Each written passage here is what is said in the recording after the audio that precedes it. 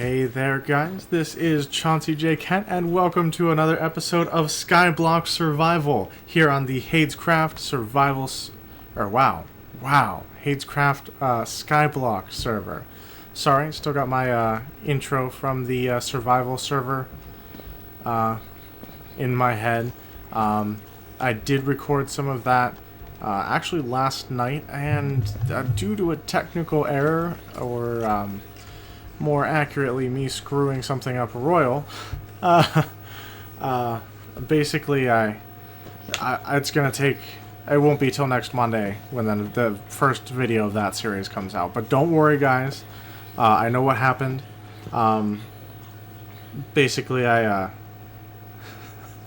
I used Fraps. I hit the record button. And I was playing with the F keys trying to see who else was on the server, and I accidentally hit it when I didn't mean to, and I didn't notice. So all of my recordings are of the times that I was not commentating, and I did not record all the times that I was commentating. So that's a little embarrassing, to be honest, but, you know, it happens from time to time. And I heard an Enderman, and I want to know what happened to him. Oh, there's a couple of them. They're next to the portal. I didn't even see you guys.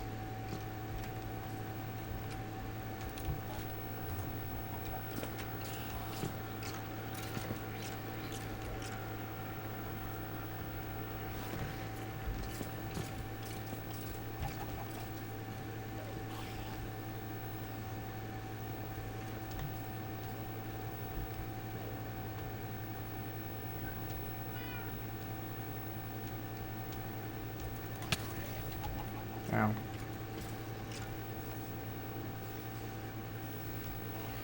Okay. So the Enderman should be around somewhere. I'm not certain where they're getting to here exactly, but... Oh, I'm sure they'll pop up later in the episode and knock me off something. That's usually where that goes. Anyway, today... we're going to be working on some of the stuff we talked about at the end of the last Skyblock episode. If you remember, we noticed that there's actually a slime chunk somewhere below us, and what we're going to do is identify exactly where all of those slime chunks are. So, I'm going to turn a lot of the string into wool, and we're going to use that as our primary building material, because that's going to be pretty easy to replace with all the mob drops and stuff coming in. And once I've done that, I'll be right back, and we'll get to and I'll show you exactly how you go about finding what is a slime chunk and what is not. Alright, so I'll be right back, guys. Alright guys, and we're back, and as you can see in the inventory, we've got lots of wool, and we picked up some cobblestone half slabs as well. I'll show you what those are for later. Replenish the torches a little bit, and now we should be good to go. So basically, the first thing you have to do when it's time to set up a slime farm is... Okay. Well, alright then. Is actually... well, you have to know a little bit about these slime spawning rules, and I'm going to take care of that Enderman because he's bothering me just a bit.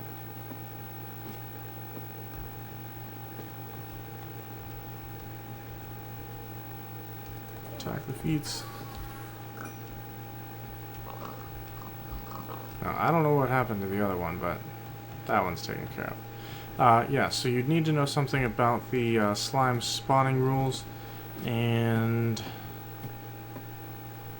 basically they can spawn anywhere from, practically speaking, layer 2 to layer 40. Now I say that because you obviously can't place blocks in layer 0, and you need blocks in layer 1 for these slimes to actually spawn on top of. So technically they could spawn lower than that, but they don't because of that stuff. So yeah, let's kill the chicken here. what we're going to be doing is trying to identify these slime chunks by building a large temporary platform. Oh, what the? Okay.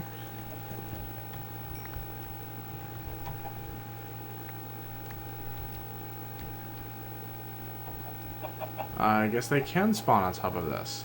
Interesting. Didn't know mobs could spawn on top of mushrooms.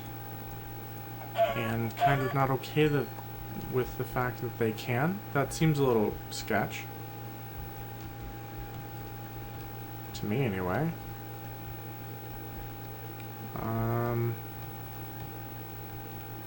So, yeah. We'll have to do something about that, but not right now. First things first, we're gonna set up this platform, and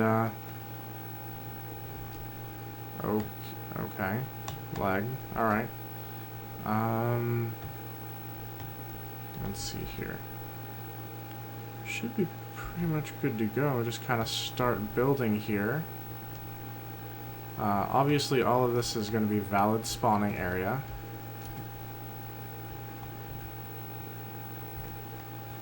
And I want to go right over the mushroom, which I believe would be here. Alright. And basically we'll just start building. It's just going to be a big square platform, nothing too terribly exciting. So I'm actually going to go ahead and cut out here. And I will be back once we've made some progress or there's something worth reporting. Perfect. I can do well. And of course we'll be lighting this up as we go, but you kind of get the idea. Let's see here. Put that back. That is not where that goes.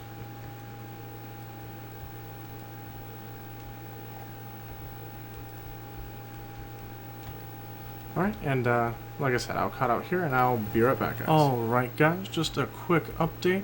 I did go ahead and take one branch of this out as far as we have the bounds to go, and counted the blocks on the way back, and I was very careful to not place a block back up onto it and have it disappear underneath me, because that's what happened when I was initially building this place. And that's how I found the boundaries for these platforms. Haha!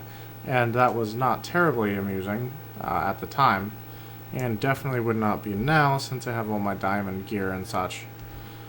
But we could make it work if we had to. Now I'm thinking I'm going to need a lot more wool for this, but we'll deal with that when that becomes the case.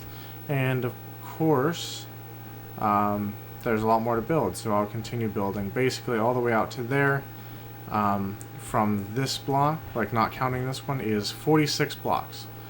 So now I know about how far I can go out, and I'll do that on each side, and then kind of fill in, like build a border around, fill in the corners, etc., etc.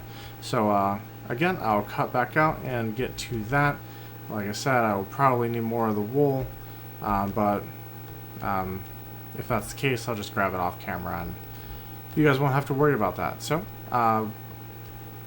hopefully it'll be quite a few minutes before I return, but for you it'll just be a couple seconds, and that's the benefit of being the watcher and not the creator of the video. So enjoy the like second of rest, and I will be right back, guys. Alright guys, and we are back. Now you will notice a couple things right off the bat. First of all, obviously this entire platform is not done.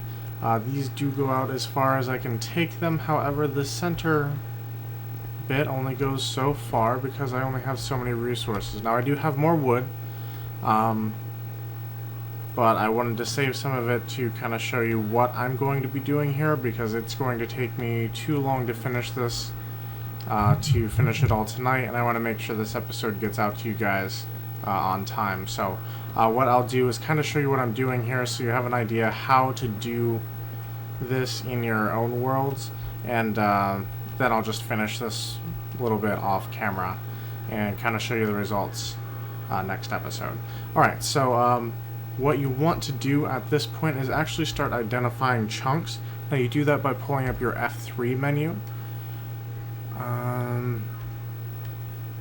Basically your chunk indicator, multiplayer chunk cache, I believe is right here. Basically just telling me what chunk I'm in. Now I could be wrong, so let me move around a little bit. Okay, yeah, so you see right here where it's saying chunk 157 and then it's giving me this number. That tells me where I'm at, basically. So back to game. See how we're in 10 right now? That's 9. So that's 9, that's 10.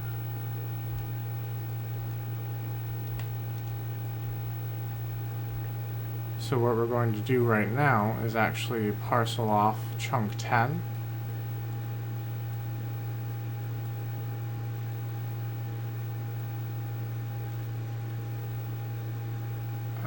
Maybe.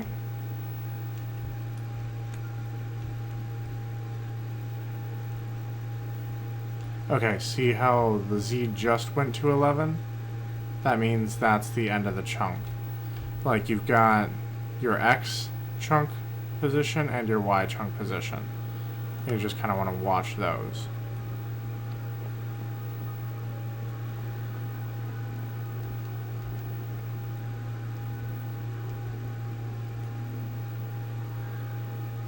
And I feel like I'm doing this entirely wrong, but that's okay.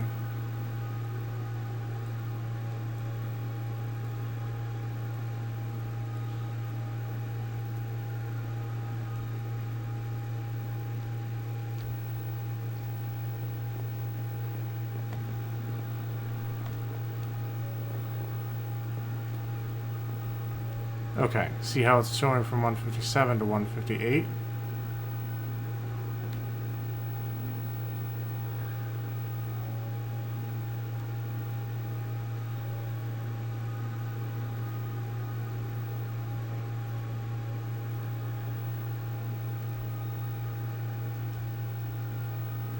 That's 157.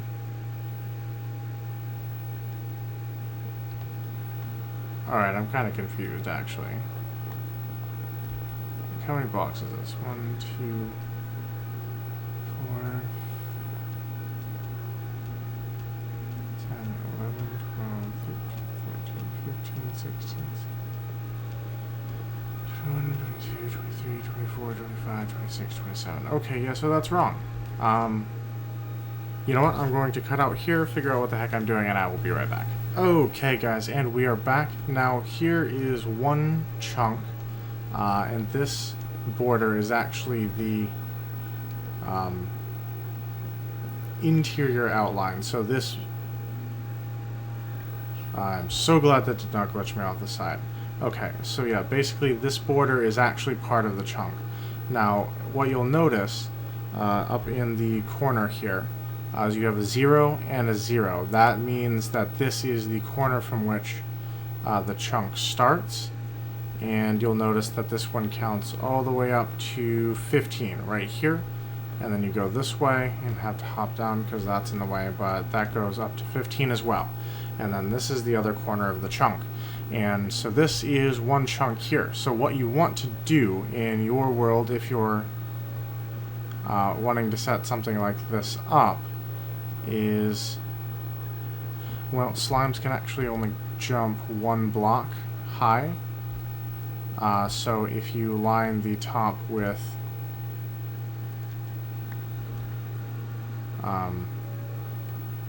these half slabs here,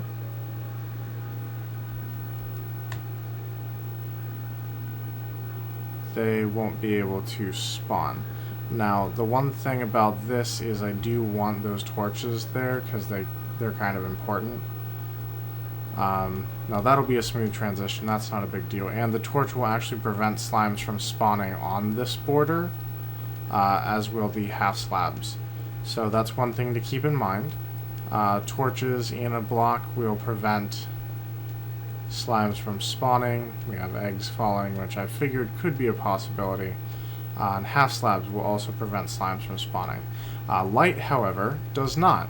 So if you're wanting to stop slimes from spawning, light's not going to do it for you guys. Now when you do go to actually build your farm, one thing that you can do, and I would actually kind of recommend this, is light it up with jack-o'-lanterns.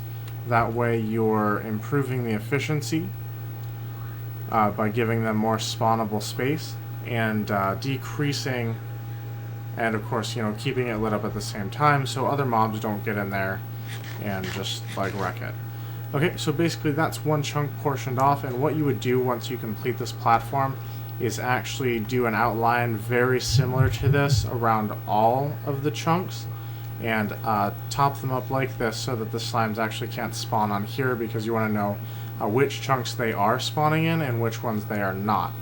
And if they're able to spawn on top of the walls and just jump into one side or the other, that just ruins the test and doesn't tell you anything. Okay, so basically that's kind of the idea. If you are wanting to identify your slime chunks without using the slime finder tool or any of that, this is the way that you have to do it.